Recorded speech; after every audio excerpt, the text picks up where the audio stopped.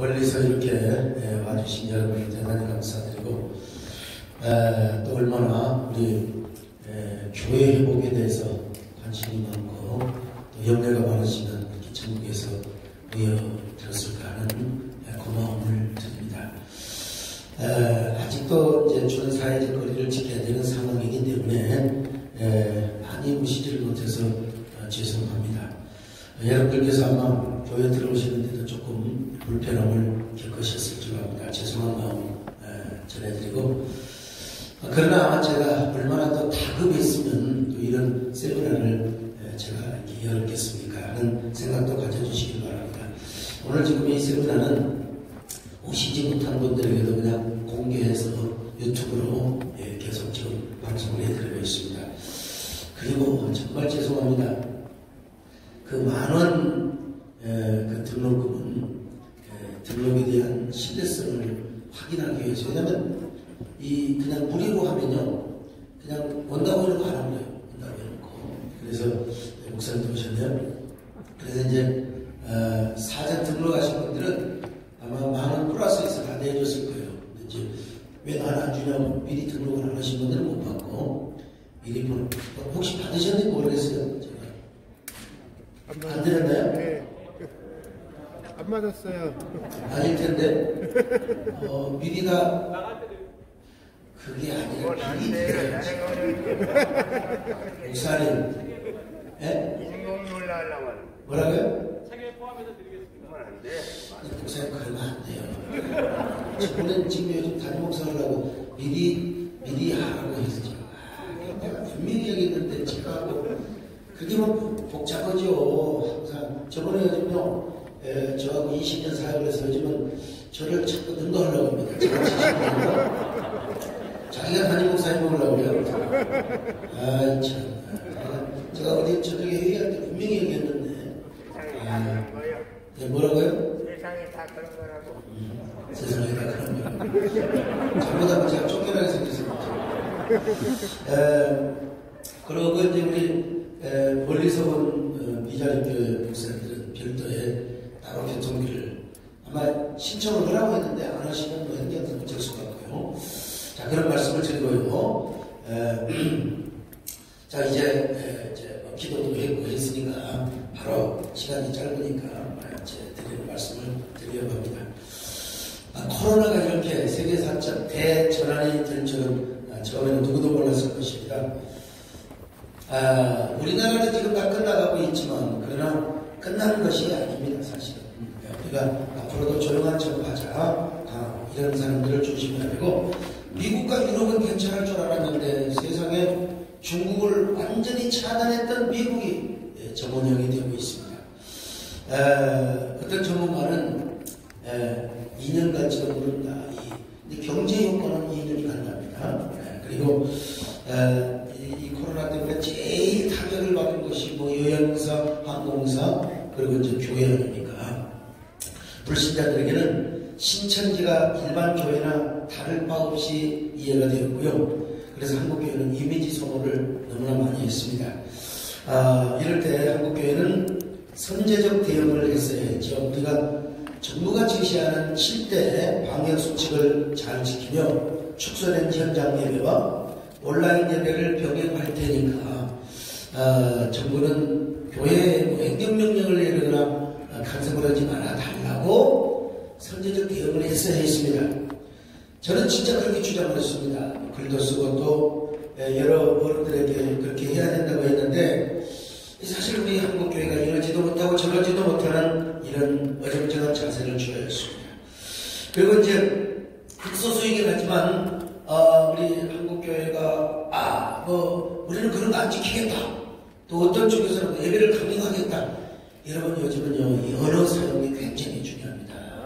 당연히 우리도 예배 드렸죠. 예배 드렸지만 그 예배 강행이라는 그 말 때문에 그런 우리의 어떤 신문 광고 이런 것 때문에 이제 대통령이 나서가지고 또 이제 서울시장과 또 이재명 지사 이런 분들을 막 지지해주는 사태까지 벌어지게 되었고, 우리 한국교회는 별로 모양새가 좋지 않게 정부의 통제와 간섭을 받는 이런 아주 참 대처를 잘못하는 이런 모습까지 이제 취하게 되었습니다. 여러분, 유대인 학자 유발 하란이라고 하는 사람은 사실 유대인이지만 동성애자고 또 무신론자입니다. 그리고 발달침하는 자죠. 근데 이 양반이 세계적인 위대한 역사학자인 것만은 분명해요. 그래서 코로나 위기를 통해서 정부의 권력이 더 훨씬 커질 것이라는 얘기를 한 바 있습니다. 이 코로나의 권한은 지금 그렇게 흘러가고 있습니다. 그래서 이런 얘기를 들으면서 제가 이제 세미나를 갑자기 좀 해야 되겠다. 그리고 책을 썼는데 일단 책이 아마 점심이나 오후에 도착할 겁니다.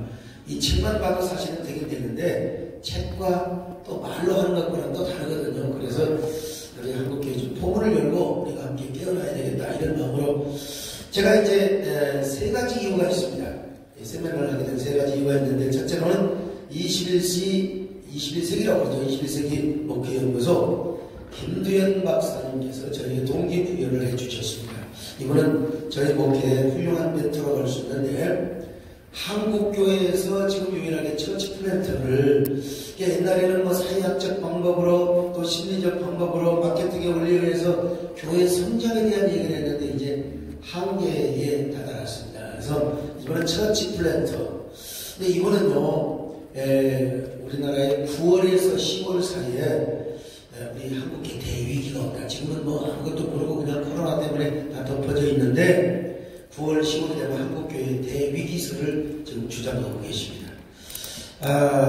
그래서 적어도 1만 교회 전후 많게는 15,000교회가 도산의 위기를 겪는다든지 아니면은 아주 문을 닫게 될 아주 심각한 위기를 겪게 될 것이라고 지금 예견을 하고 있는데 저는 그런 예견이 확실하게 틀리기를 바라고 있습니다. 저는 그렇습니다. 이 전문가 우리 한국의 부채 비율을 다 갖고 있거든요. 그래서 어렵게 될 것이라고 오늘 우리 김대현 소장님이 지금 앞에 계십니다. 좀 일어나 보시죠. 이따가 강의하실 텐데요. 박수 한번 해주시겠습니까? 감사합니다. 그래서 지금 준비하지 않으면 안 된다 이런 생각을 했고요. 두 번째는 부활절 예배 소식을 듣고 도전을 받았습니다. 부활절을 제가 아직 그 교환에는 지금 없을 것 같기도 하고요.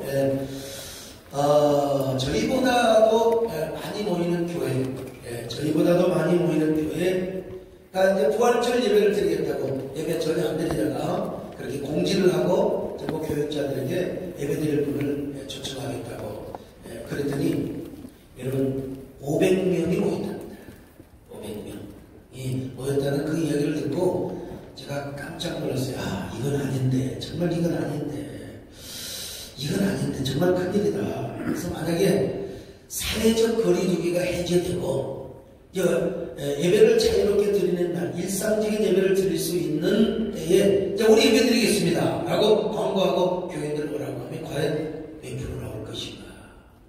그리고 모든 언론과 일간지 기자들이 다 지켜보고 있을 텐데 우리 한국교회, 지방교회는 좀 다를 겁니다. 이 수도권의 교회가 이렇게 모이지 않는다. 20%, 30% 모인다. 그럼 우리 한국교회 위상과 완전히 반의반토막 나는 모습을 보여주는 거 아니겠습니까? 아마 아무리 광고를 하고 오라고 그렇게 초청을 해도 50% 이상 모이는 교회에 아마 쉽지 않을 겁니다. 몇 손가락 안에 들지 않을까 이런 생각을 해봤어요. 그래서 제가 세미나를 하게 되었고 세 번째는 총선 예측을 저는 미리서 하였기 때문에 그렇습니다.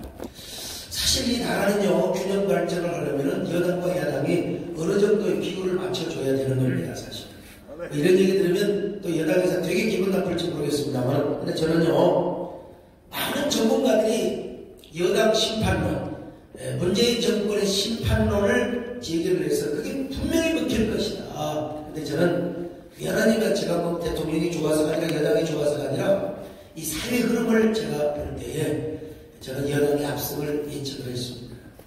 여당의 압승을 예측했고 왜 그러느냐 저는 전문가는 아니지만 신문에서 다들 심판론을 얘기하고 많이 전문가들이 이렇게 이야기했지만 파도 이면에 바람을 볼 수 있는 사람은 이게 국민 정서가 어떻게 흘러가고 어떻게 지금 운동장이 기울어졌는가를 대략 여러분 알 수가 있습니다. 지금 이제 우리 교회가 보수적인 라인에 있는 교회들은 은근하게 부정적 압박, 생태계적인 압박을 받을 수 있을 가능성이 저는 있다고 봅니다.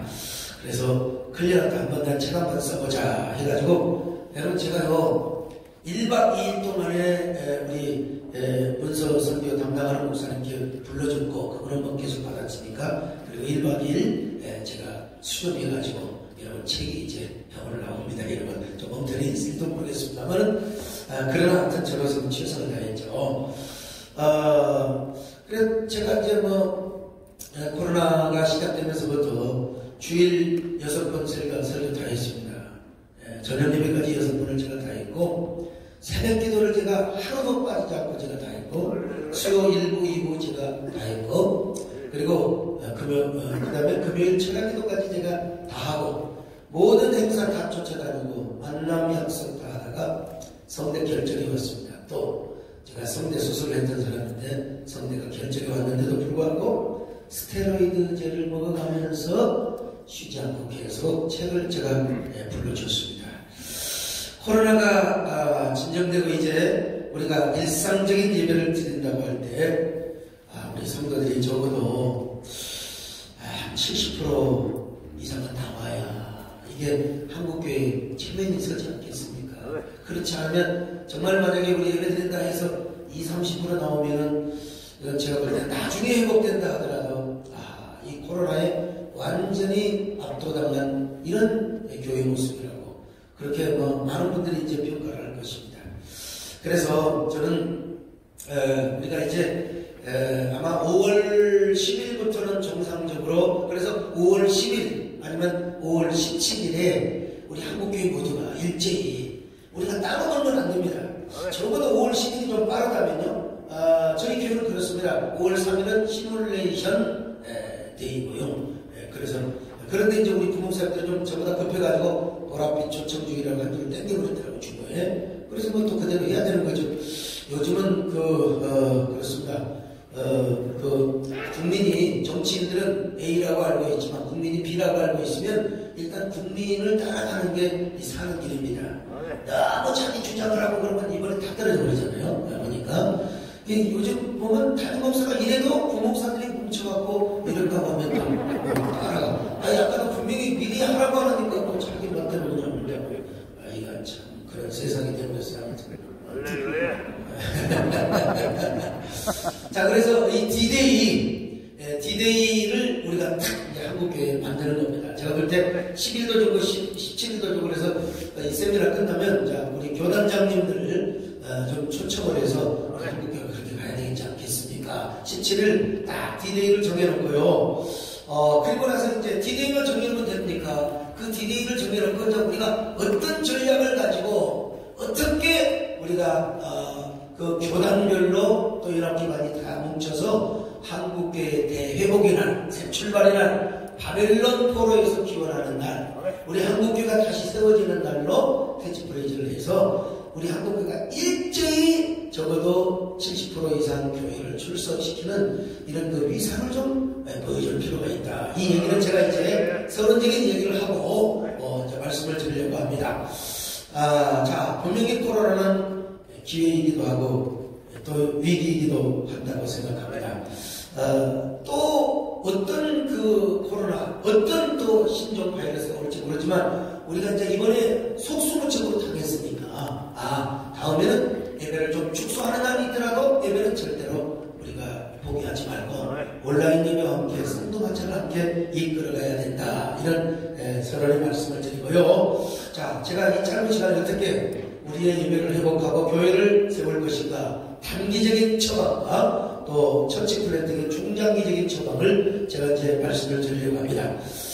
코로나로 인한 교환에 아마 나오시겠죠. 코로나로 인한 사회 변화 얼마나 이 코로나가 정말 심각했으면 BC와 AC로 나누겠습니까? 여러분 뭐 다 아시잖아요. 그런데 이 몇 가지를 제가 한번 분석을 해보면 대면적 관계 단절 그리고 개인주의와 자기중심성 문화입니다. 이런 것 제가 설명을 하면 뭐 신문에 다 나왔고요. 뭐 이따가 책에 드릴 테니까 그냥 다 보시길 바랍니다. 그래서 이 대면적 관계 때문에 자기 중심성의 문화 때문에 대한민국을 살렸던 두 사람이 있다고 했잖아요. 첫째는 의료진이었고 두 번째는 택배 아저씨라고 했잖아요. 택배 기사들이 우리 대한민국을 살렸다는 것입니다. 두 번째는 가족 중심의 새로운 일상의 변화가 된다는 겁니다. 그래서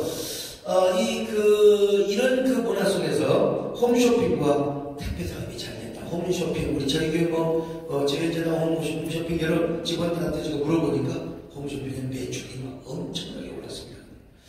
자, 그런가 하면은 세 번째로 집단성, 공동체성이 해체되고 온라인 가상 공간의 문화가 형성이 됩니다.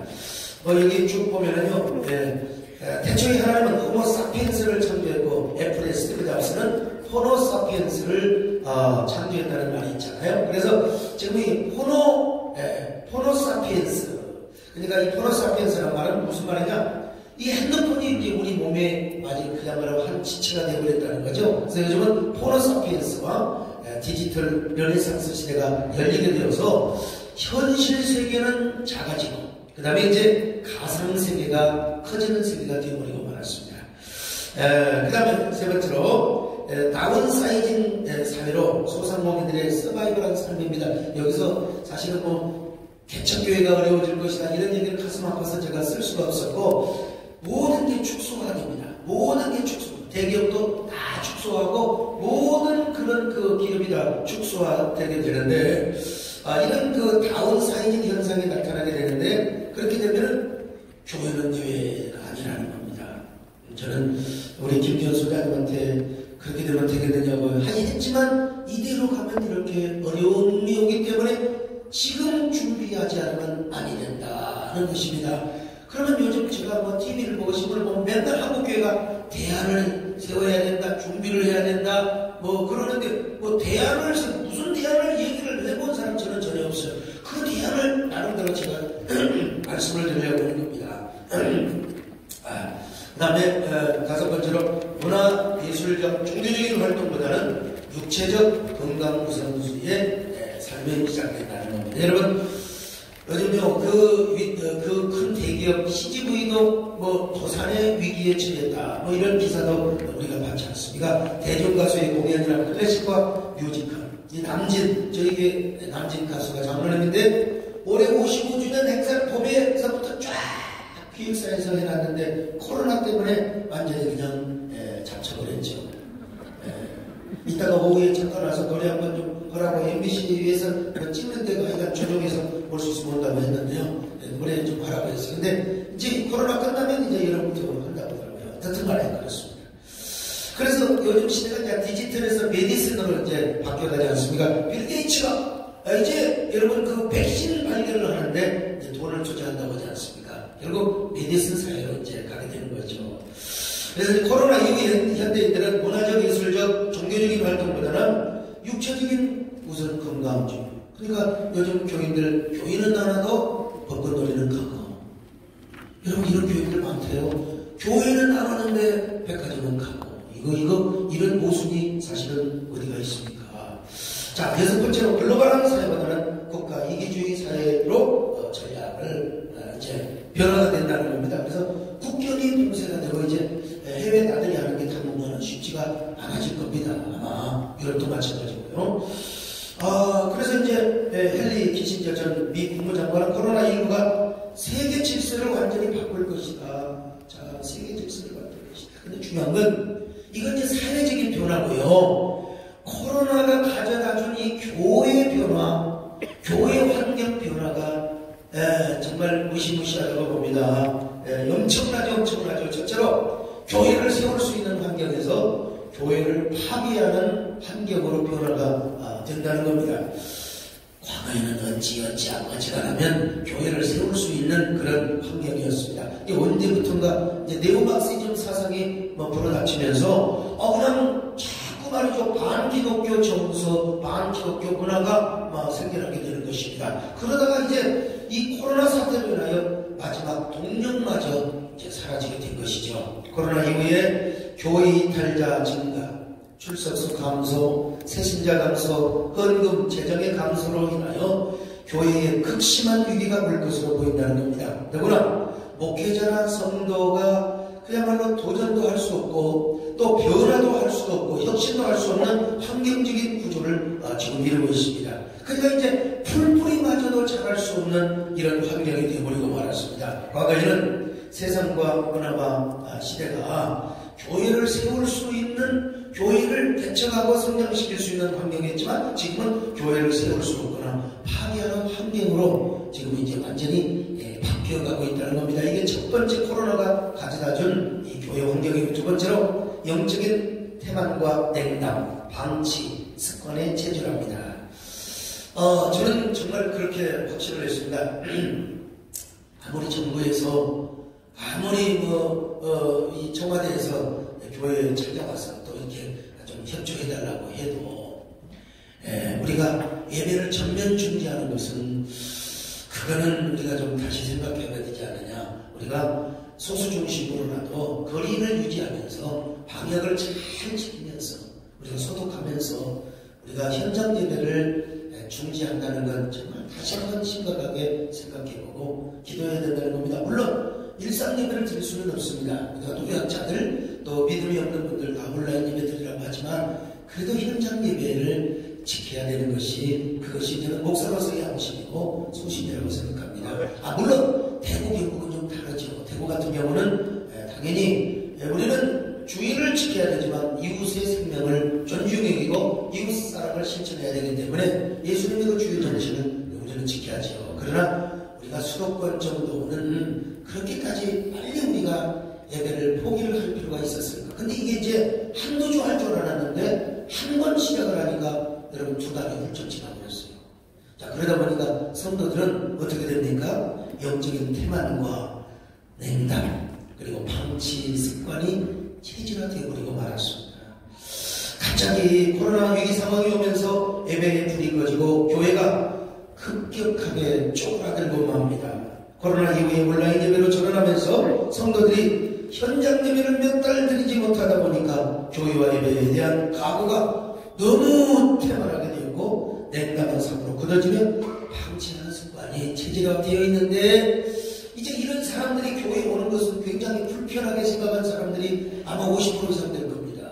어색해요.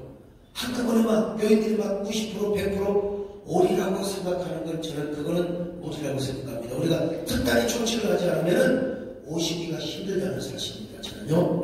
자, 그 다음에 성도들 신앙의 육체적인 세속화입니다. 이제 코로나 이전부터 물량과 세속화의 흐름이 이 교회 안에 유입이 되면서 현대 교회 성도들의 영성이 세속화되기 시작했습니다. 그런데 이제 코로나로 인하여 성도들의 신앙 자체가 육체적 세속화가 되어버리고 맙니다. 그래서 너무 이제 몸을 살다가 여러분 우리 몸을 너무 건강을 생각하다가 영혼을 잃어버리고 영성을 잃어버리고 예배의 성소권을 빼앗겨버리고 말았죠. 그러는 순간에 제가 보기에는 공중권세 잡은 자들이 흑암의 세력으로 성도와 교회를 덮어버리는 듯한 현상이 나타나고 있습니다. 그 마가복음 4장 누가복음 8장을 보면 그런 얘기가 나오잖아요. 이제 막 그 예수님이 배 타고 가는데 예수님은 주무시고 계시잖아요. 풍파한 모두가 일어서 배가 거의 뒤집어지려고 하는 겁니다. 그때 이제 제자들이 애쓰고 힘쓰다가 우리가 죽게 된 것을 어떻게 가만히 보고 계십니까? 빨리 예수님이 일어나서 우리를 구원하옵소서. 근데 예수님께서 파도와 바람을 향하여 잠잠하라 한마디 하시니까 잠잠해졌잖아요. 이때 썼던 이 단어가 에피티마오라고 하는 말입니다. 에피티마오는 귀신을 쫓을 때, 귀신을 꾸짖을 때 썼던 말입니다. 여러분 다 아시지 않습니까? 어디가 성지순례 다녀오셔서 이 밑에 있는 갈릴리 호수의 찬물과 더운 물이 서로 혼돈을 하면 파도를 일으킨다고 하잖아요. 이건 자연 현상입니다.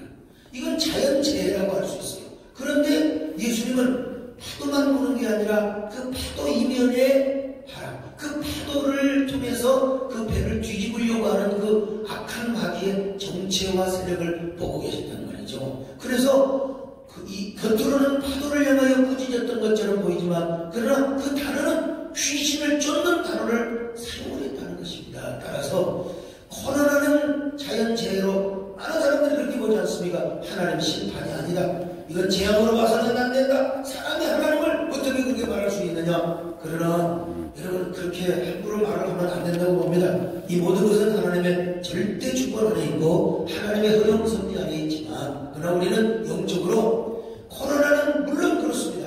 그런 그 바이러스에 불리하지만 이 바이러스를 통해서 우리 국민뿐만 아니라 특별히 한국 교회를 반토막을 내게 하고, 그리고 이 코로나를 통해서 반토막을 내게 하는 저 뒤에 악한 마귀의 세력과 이러한 그 정책을 우리는 보고 우리는 악한 마귀와 싸워야 한다. 그렇다고 해서 제가 이만희 표현을 쓰는 건 절대로 아닙니다. 절대로 우리 목사님들이라면 무슨 말씀인지 다 아시겠잖아요.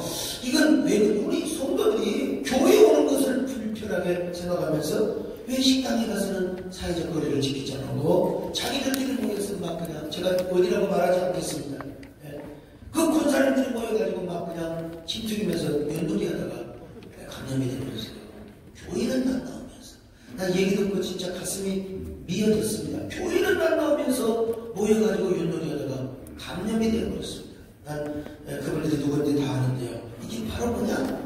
이건 지금 흑암의 권세 우리가 놀림을 받고 있다는 것입니다. 여러분, 1995년만 해도 8만 5천 교회가 있었습니다.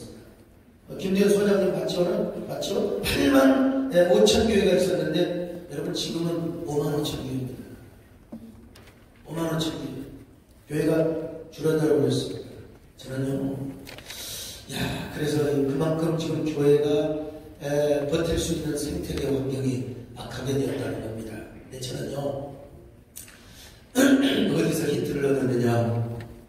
혹시 목사님들 TV조선에서 방영된 예능 프로그램 미스터 트롯을 보신 적 있습니까?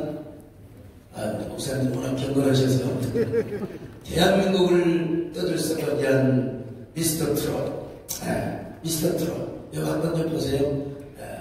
저 인간들이 대한민국을 완전히 코로나 우울증에 걸려있던 사람들 38%, 그것도 여러분 종편 방송에서 KBS, MBC가 아닙니다. SBS가 아닙니다.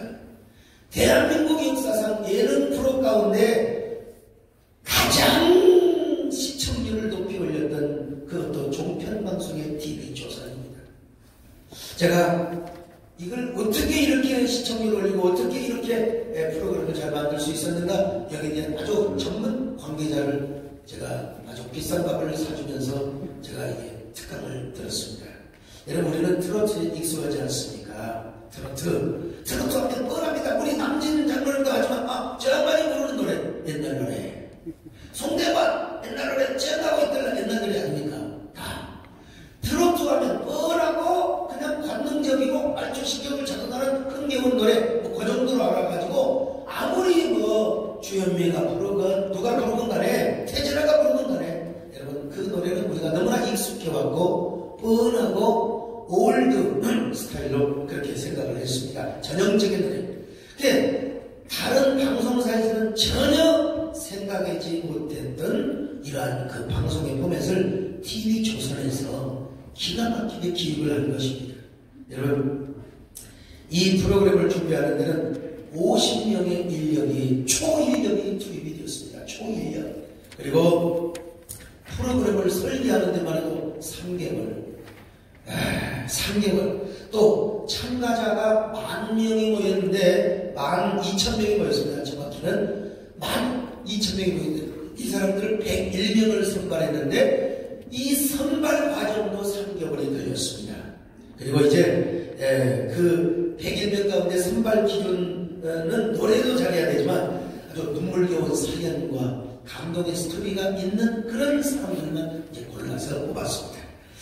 이 101명을 여러 번 집단 합숙을 시켜가지고 새로운 감성과 이야기를 입혀가지고 그야말로 인간을 새롭게 개조를 한 겁니다. 그래서 이런 그 종편 방송이 황홀한 감동과 전율의 프로그램을 제작해서 내보냈는데요. 여러분, 시청자들이 후문을 들으니까 3시간 동안 화장실도 가지 않는 거예요. 물을 마시러 가면 화면을 띄지 않고 뒷걸음질 하다가 자빠져서 무릎 다친 사람도 있다는 거예요. 정말. 그리고 최종 결선에서 국민들 770만이 직접 결선 투표에 핸드폰으로 가담했어요. 770만. 우리 전 기독교인을 합치는 것과 같은 거죠. 이거 여러분, 이걸 우리가요 그냥 생각하면 절대로 안 됩니다. 그래서 제가 무릎을 쳤어요. 우리 한국교회도 제가 어제 그러면 국민일보에다가 사정사정에서 특별 기고 좀 실어달라고. 제가 너무 나가니까 그래서 내가 광고를 하나 주겠다, 전면 광고 하나 주겠다 해서 이거는 제가 알려야 되니까요. 왜? 깨어있는 사람은 알아야 되지 않겠어요? 오죽하면 여러분, 대한민국 최고의 기업 삼성이 미스터 트롯을 벤치마킹 합니다. 삼성 SDI에서요 5가지를 하는데, 첫째는 뭐냐? 숨은 인재 발견. 숨은 인재 발견. 인재 발견을 한다는 겁니다. 두 번째로 기사 최고가 다 나와요. 내부의 다음. 그 다음에 관성에서 벗어난 변화 중. 우리는 너무 뻔한 예배를 드려왔고 사실 너무 뻔한 설교를 해왔어요. 그리고 코로나 이후는 조금은 우리가 한 2, 3주, 3, 4주 우리가 좀 다른 이런 포맷을 우리가 한번, 그래야 이 성도들을 감동시킬 수 있잖아요. 관성에서 벗어난 변화 중. 세 번째는 창조적인 복제. 창조적인 복제. 우리가 복제를 해도 그냥 복제하지 말고 창조적인 복제를 하자는 겁니다. 그 다음에 기본과 본질. 다섯 번째로 실패의 경험과 실패 후에 기회를 찾기 위한 노력. 거기 최고 이제 진이되었던 임영웅이가 사실은 중간에 하마터면 탈락될 뻔도 했고요. 다른 대회에 나가서 떨어진 적이 있어요.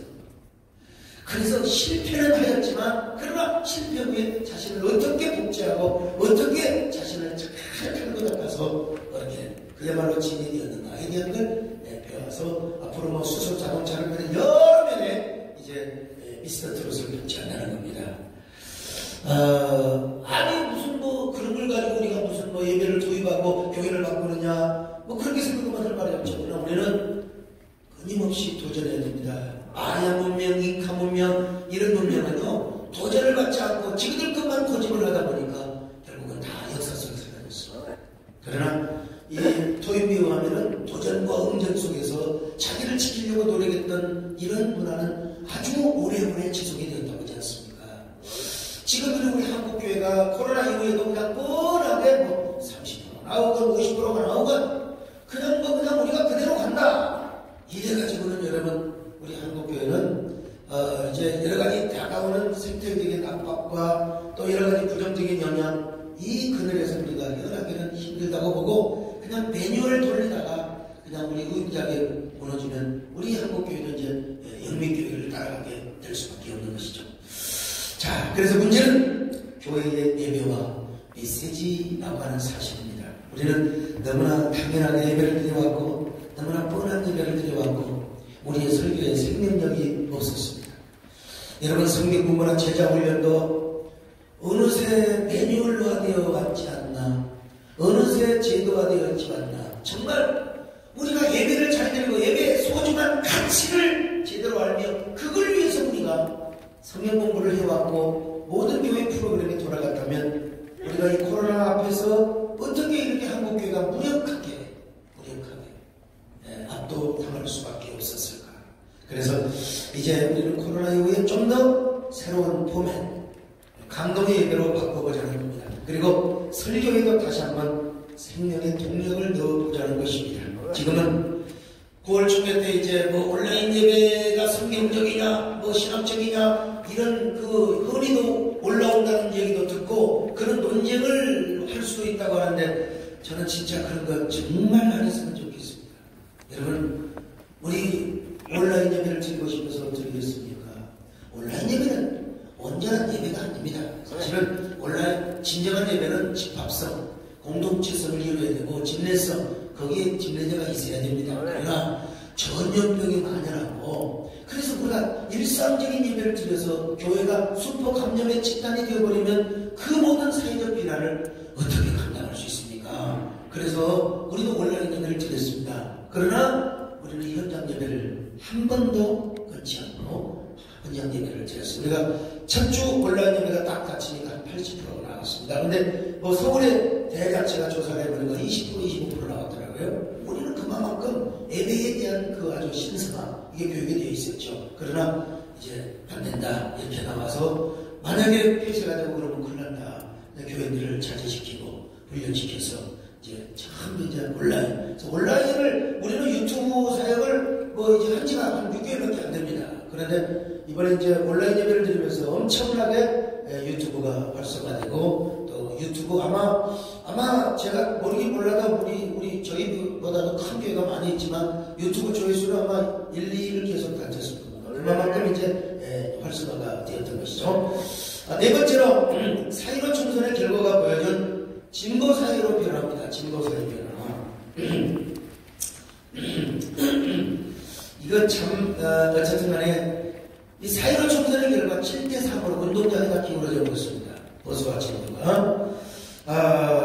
보수 진영의 패배의 원인은 무엇이었을까? 여러분, 보수 진영은요, 국민적 분노를 발산시키고 확산하는 데는 성공을 했습니다. 그러나 분노라고 하는 것은 오래가지 못합니다. 여러분요, 우리 학교에서 대모하셨던 분들, 분노는 오래가지 못합니다. 이 분노를 딱 집합시켜가지고 그 분노를 어떤 방향으로 끌고 가고 어떻게 전략화하는 게 중요한 것이지, 그 분노 사이를 계속 부추기면은 반드시 그 진영은 실패하게 되는 것입니다. 광장 집회도 몇 번 가는 거지요. 계속해서 그럼에도 불구하고 보수 진영은 몇몇 유튜브를 통하여 국민들의 분노를 막 그냥 촉발시키는데 올인을 하였죠. 근데 결과는 어떻게 됐습니까? 결국 참패를 하게 됐어요. 저는 우리 한국교회가 이런 걸 따라가면 안 된다. 좀 이런 말씀을 드리려고 하는 겁니다. 우리 한국교회가. 여러분, 이 국민들의 분노를 가라앉히고 우리 한국교회는 대화합사회를 이루어야 됩니다. 이게 교회의 역할입니다. 그래야지. 그렇지 않으면 교회가 무슨 보수 프레임, 또 에코 프레임이라고 해도 이러한 프레임을 걸면서 너무 이게 한쪽으로 가게 되면 처음에는 좋아요. 막 카타르시스가 해결이 되고 그냥 대통령을 욕하고 정부를 욕할 때 저부터도 막 그냥 얼마나 짜릿한지 몰라요. 그냥 그 하고 싶은 말이 다 있잖아요. 그잖아요. 목사님들은 전혀 그런 마음이 없었나요? 그런데 이게 오래가지 못한다는 겁니다. 오래가지. 너무 이렇게 하다 보면 식상하게 되고요. 짜증을 하게 되고 국민들은. 그래서 우리는 이 전도를 하게 될 때에 논리도 중요하지만 정서와 감성이 중요하다는 겁니다. 그 감성을 어떻게 타치하고 어떻게 그 정서를 건드느냐, 그걸 어떻게 정서를 움직이느냐 이겁니다. 저는 평소에도 그렇습니다. 우리는 반드시 우리가 성경적인 가치와 그리고 기독교의 진리를 지키는 데는 보수적인 라인에 설 수밖에 없습니다. 그래서 저도 보수적인 목사입니다. 여러분요, 보수주의를 저는 주장합니다. 그런데 꼰대가 되어서는 절대로 안 되죠. 또 진보와도 소통을 하고 또 양, 진영 모든 보수와 진보를 우리가 표명할 수 있는 어머니 같은 리더십, 아버지 같은 리더십을 우리가 해야지. 너무 한쪽으로 하게 되면 진보가 되었든 보수가 되었든 교회는 새로운 혐오 세력으로 공격을 받게 되는 것입니다. 그래서 이제는 교회는 정치를 바꾸려고 하지 마시고 신앙과 영적인 영향력으로 시대 흐름을 바꾸고 시대 사상을 바꾸고 시대의 정신을 바꿀 수 있고 시대의 문화를 바꿀 수 있는 이 좋은 그런 이 선도 프레임을 가질 수가 있는데, 우리가 직접 정치 현장에 뛰어들어가서 막 정치를 하려고 목회자가 정치인 흉내를 내고 정치인이 하는 막 구호를 외치고, 이거는 우선은 전투적인 승리에서 승리할지는 모르지만 결국 전략적인 전쟁에 밀린다는 사실을 저는 예전부터도 알고 있었습니다. 여러분, 정치의 속성은요, 죽여하는 살기입니다. 교단 정치를 하는 분도 보면은 상대방을 죽여야 내가 살아요. 정치는 그러는 겁니다. 그러나 신앙은 상생을 하고 화합을 하고 다 함께 사는 겁니다. 그러므로 여러분, 교회는요 다 함께 살도록 해야 되는 겁니다. 누구를 죽이고 내가 살고 이러면 교회가 될 수가 없는 것입니다. 물론 교회가 정치를 참여하지 않느냐, 천만의 말씀이죠. 미국 아니 유럽 같은 경우는 뭐 교회가 자연스럽게 정치를 할 수 있는 그런 어떤 환경과 구조가 이루어져 있어요. 우리나라 같은 경우도 물론 그렇게 할 수 있지만, 그러나 교회는 교회다워야 되고 목회자는 목회자다워야 한다는 것입니다. 그래서 저는 이정훈 교수님 여러분 아시죠? 이분은 정말 그 종교의 과세 때도 마찬가지고 동성애 전쟁에도 이분은 원래 종자연에서 전략을 짜는 사람이었어요. 이분이 헷갈하게 해가지고요. 어느 날 옷을 갈아입으면서 기독교 TV에서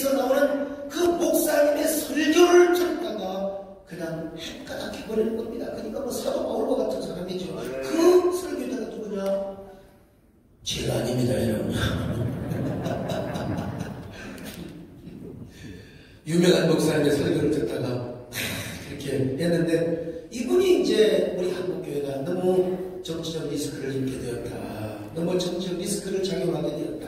그래서 우리는 좀 더 전략적인, 앞으로 이제 코로나 이후에는 진짜 전략적인 이러한 그 교회 세움 운동을 해야 된다고 우리 소책자 책을 쓴 걸 제가 읽어봤습니다. 자, 우리는 어떤 스탠스를 취해야 될 것인가. 이제 우리 한국교회의 극단적인 행동, 소위 말하면 남한산성 소설에 나오는 김한성의 역할은, 물론 김한성의 역할도 필요합니다.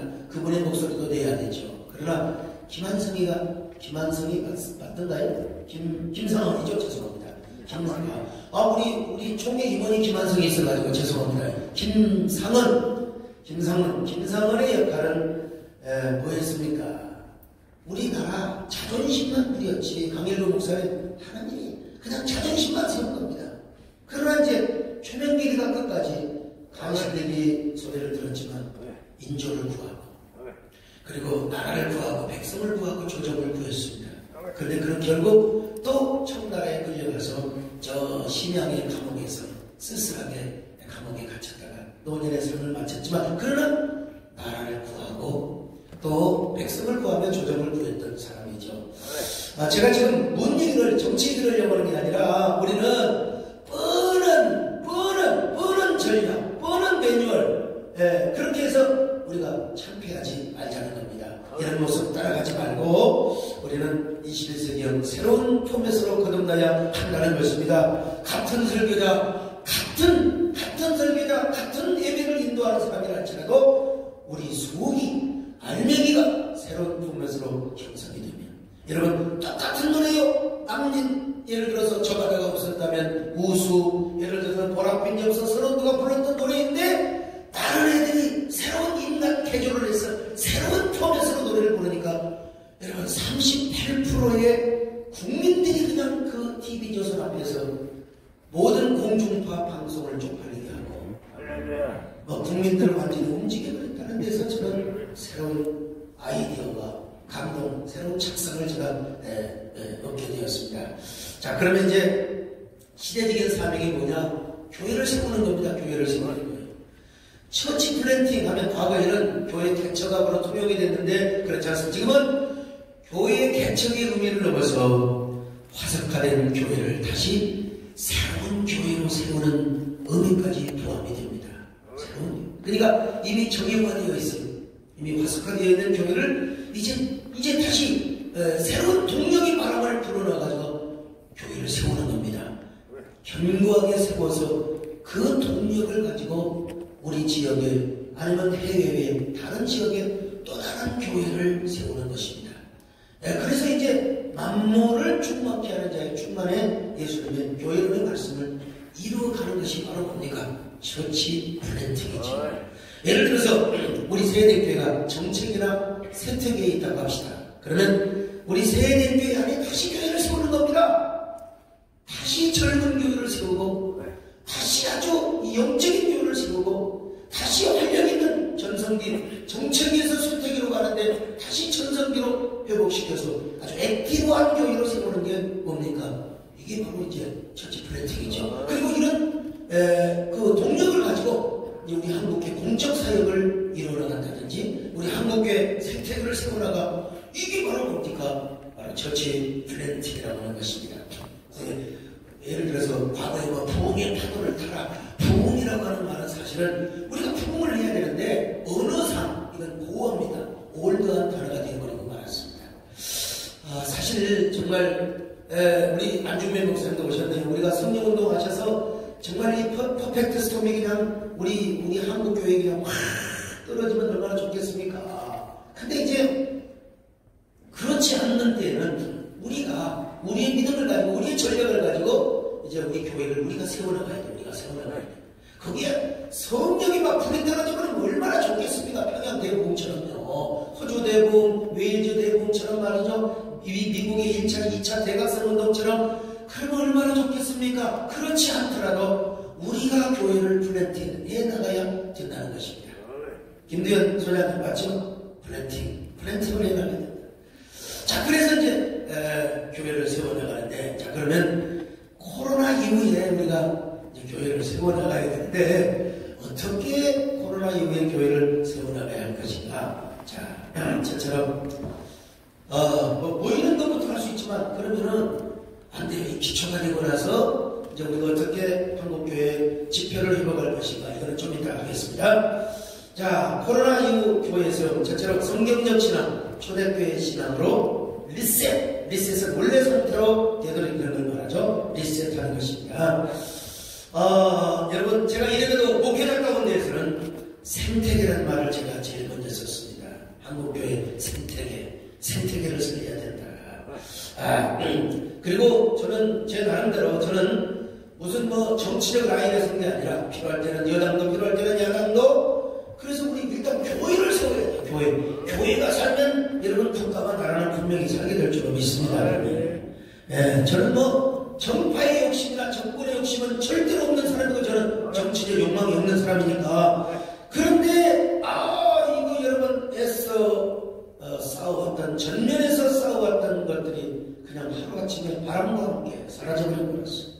코로나로 인하여 한국교회 지금 생태계가 완전 박살이 나고 말았죠. 코로나 때문에 성도들이 몇 달 동안도 예배를 드리지 않고 예배를 드리더라도 온라인 예배를 드리니까 지금 교회 공동체성이 깨지고 맙니다. 그래서 이제 가톨릭에서는 가상 공간을 이제 인정하자는 거예요. 가상교회. 근데 우리 개혁교회에서는 아마 개신교회에서는 그거 인정하기 힘들 겁니다.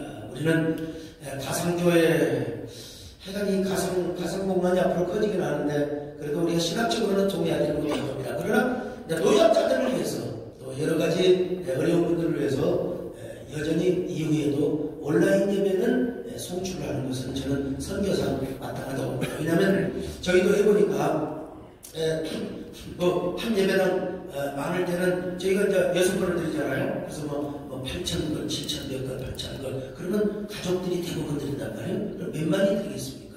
우리 교회 아닌 사람도 들어오겠죠. 근데 전부 보고서를 받아보면 교회 나오지 않는 남편이요 같이 예배를 드리는 거예요. 이거 하나는 좋대요. 그래가지고 교회 안 나오는 남편이 은혜를 받아가지고 야 우리도 헌금 보내자, 우리도 11조 보내자. 그래가지고 이게 온라인은 또 이래서 좋구나. 그래서 하나님만 손해보지 않는다. 그래가지고 이제 그 남편도 교회 다 나옵니다. 다 나오고 이분들이 11조를 보내고 그래서 결코 11조가 떨어지지 않는다는 사실. 그 인간들 때문에 말이죠. 우리도 하자고. 제가 얼마나 아주 애절하게 기도를 했으면 우리도 11조 하지 않겠습니까? 여러분. 계속해서 어쨌든 그러나 우리는 이 코로나가 이제 박살이 나게 됐지만은 유튜브를 통해서 여기저기 설교를 듣다 보니까 이제 교인들의 그냥 그 귀가 높아져가지고 말이죠. 귀가 높아져가지고 이제 성도들이 이 설교에 대한 눈높이 그리고 귀의 수준이 많이 높아졌다는 겁니다. 이게 참 그리고 이제 교인들은 간섭도 안 받잖아요. 그냥 신방 할 것도 없고 왜 교회 안 오냐. 너무 편해. 그래서 이제 개인주의적인 신앙으로 이제 돌아가게 되고요. 그러다 보면 이제 개인의 신앙도 교회도 결국 부도 공멸의 길로 가게 되는 것이죠. 온라인 예배를 경험한 성도들이 전통적인 교회보다는 가상교회를 인정을 하려고 한다 이 말이죠. 그리고 예배도 집합성과 진례성을 부인하는 신앙사조가 나타나게 될 것입니다. 이러한 습관은 결국 구민교회처럼 결국 어떻게 됩니까? 노민을 크리스찬으로 이제 가게 될 확률이 많다는 것입니다. 그러니까 이 코로나가 지금으로 끝난다는 보장을 할 수가 없다는 것이죠. 전문가들에 의하면은 하여간 이 경제 여파는 한 2년 난다고 하고요. 전문가들에 의하면은 이걸 이제 아마 경제 전문가인 김진표 의원님 장로는 얼마 전에 식사를 하는데 우리 나라가 이제 경제 회복이 되는 것은 외국의 투자를 유치를 해야 된다는 겁니다. 투자. 그래서 경제 제재를 완화시키고 그 제재를 완화시키면 외국의 투자 자본이 유치가 되면 벤처 기업이 살고 그러면 이제 경제가 살아난다. 이런 얘기를 들은 적이 있는데 경제가 회복되려면 2년 동안 앞으로 굉장히 힘든 그런 세월을 살게 될 것이다.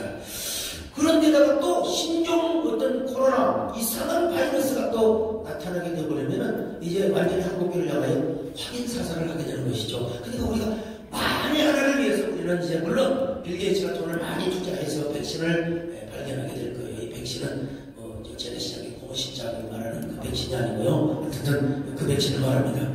앞으로는 코로나가 아니라 어떤 것이 오더라도 우리 한국교회는 흔들지 말자. 그러려면 초대교회 신앙을 리셋해야 된다는 겁니다. 그 리셋을 하려면 우리가 어떻게 해야 됩니까? 먼저 첫사랑을 회복시켜야 됩니다. 여러분, 첫사랑은 그냥 되어지는 게 아닙니다. 그냥 우리가 강단에서 여러분 첫사랑 회복하세요 해가지고 첫사랑 회복이 되면 얼마나 좋겠습니까? 근데 제가 아무리 목회를 해봐도 목사의 가슴에서 첫사랑과 열정, 부르심의 감격, 소명의 충만함이 회복되지 않는 이상은 절대로 교인들에게 인발부가 될 수가 없습니다. 한 나라의 건국에도 초심이 있습니다. 근데 만국에는 초심이 있느냐 없느냐에 따라서 그 나라가 망하느냐. 여러분 조선도 보세요. 이 애민의 사상이 무너지니까 그냥 사색당파에 그리고 그냥 걷는 세도들이 그냥 모여서 뭡니까? 그걸 뭐라고 하죠? 그걸 세도 정치하다가 망했지 않습니까? 고려도 마찬가지고 신라도 마찬가지입니다. 몽골도 마찬가지고 어느 나라든지 마찬가지입니다. 교회도 마찬가지예요. 첫사랑을 잃어버리게 되면 지금 코로나로 인하여 우리 한국교회는 첫사랑이 다 부도났습니다. 이 첫사랑을 회복해야 되는데 첫사랑을 저도요 첫사랑을 잃어버린 건 아닌지 제가 강단에 저쪽에서 앉아서 깊이 생각을 해보니까 저도 너무 많이 때가 묻었고 너무 많이 저 자신도 세속화되어 있고 그런 걸 제가 발견을 했습니다. 그래서 바로 저는 코로나가 오자마자 특별 새벽기도를 선포했습니다. 특별 새벽기도를 선포해서 우리가 초심을 찾자. 그리고 제가 새벽기도를 다 인도했습니다. 제가 몇 달을 계속 제가 다 인도했습니다. 그러다 여러분 목이 가게 되었고 그것도 부족해서 이제 밤기도회를 해야 했습니다. 여러분 요즘 기간에요 밤기도회 하는데 1,500명 이상이 모인다는 게 대단한 겁니다. 1시간에 2시간대예요. 그래서 밤기도회 다 떨어져 앉긴 않지만요 밤기도회를 하고 그러면서 이제 성도들이 그 적은 사람이 그 1,500명이 교회를 끌어가는 그런 견인 차이를 하게 되는 겁니다. 이런 사람들이 많군요. 자, 그런가 하면 이제 그래서 지금 여러분 우리 교회는 지금 그 예배를 나오고 싶어가지고 그럼 계속해서 차지합니다. 다음 주가 보랏빛, 그 다음 이제 D-Day 1차, 2차 하게 되는데 이제 10일부터는 좀 많이 나가라 그렇게 하려고 합니다. 두 번째는 이제 영적인 목마름을 회복시키는 겁니다.